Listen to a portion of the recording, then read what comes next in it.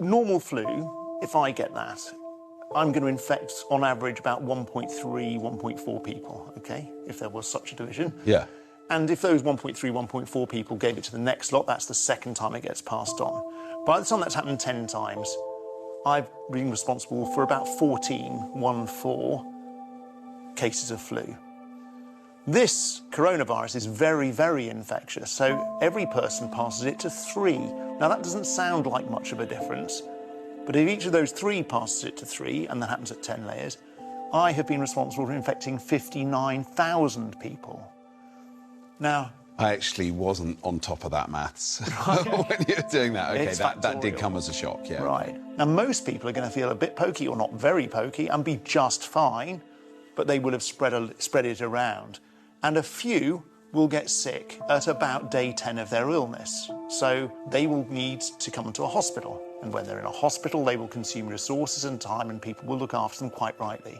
And they will be monitored to see if they become really, really sick. Those people then come to an intensive care unit, and that's where, if you're critically ill, your life gets saved or not.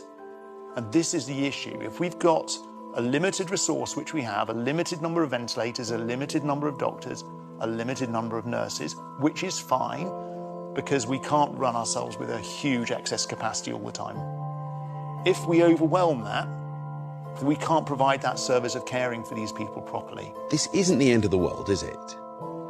No, we've got to remember that this is, I'm not going to play it down. It's going to be ugly, it's going to be horrible for a large number of people, but it will be a small number of people who get properly sick, and a smaller percentage of those, again, that need to come to an intensive care unit, and we can save the lives of a large number of those people too.